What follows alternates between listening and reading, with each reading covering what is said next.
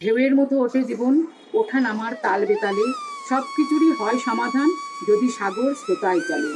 সব দীক্ষা তুই এক্ষুনি নেই, ইষ্টেতে রাখ সম্প্রীতি, মরণ তরণে নাম জপে কাটেই অকাল জন্মতি।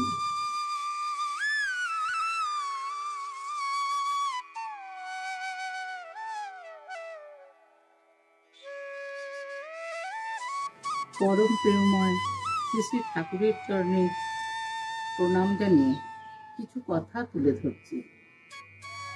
শরতের সোনাঝরা সেদিনের ৩০শে ভাদ্র, বুধবার, ১৩৬০ সাল, শ্রী শ্রী ঠাকুরের জন্মদিন। ঠাকুরবাড়ি পত্রপুষ্পে সজ্জিত, অতি প্রত্যুষেই নহবতে বেজে উঠেছে মাঙ্গলিক সানাই। শ্রী শ্রী ঠাকুর বড়াল বাংলোর ঘরে উপবিষ্ট। অনিন্দ সুন্দর পরম দয়ালকে দর্শন ও প্রণাম করছেন অগণিত ভক্তগণ। দুর্গাপুর থেকে আগত হিমাংশু বন্দ্যোপাধ্যায় দা শ্রী শ্রী ঠাকুরকে প্রণামান্তে নিবেদন করলেন, পুণ্যপুঁথির মধ্যে আপনার যে পরিচয় পেয়েছি সেইভাবে আপনাকে যেন অনুভব করতে পারি। শ্রী শ্রী ঠাকুর বললেন, টান থাকলেই হবে। হিমাংশুদা বললেন, আপনি আশীর্বাদ করুন যেন তেমনি টান হয়। শ্রী শ্রী ঠাকুর বললেন, তুই যখন জন্মেছিস তখনই পরমপিতা তোর ভিতর টান দিয়ে দিয়েছেন।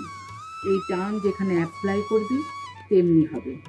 খুব করে কাম কর, দীক্ষা বাড়িয়ে ফেল, যা যা বলেছি লেগে বেঁধে না করলে নিস্তার নেই। বলতে বলতে ভাবে বিভোর হয়ে পড়লেন পরম প্রেমস্বরূপ শ্রী শ্রী ঠাকুর আমার। ভাবের মধ্যেই প্রতিধ্বনিত হলো তাঁর সেই আপন করা ডাক, সব দীক্ষা তুই এক্ষুনি নেই, ইষ্টেতে রাখ সম্প্রীতি, মরণ তরণে নাম জপে কাটেই অকাল জন্মতি।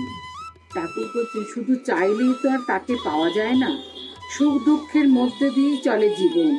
শ্রী শ্রী ঠাকুরের কথায় ঢেউয়ের মতো ওঠে জীবন, ওঠা নামার তাল বেতালে, সব কিছুরই হয় সমাধান যদি সাগর শ্রোতায় চলে।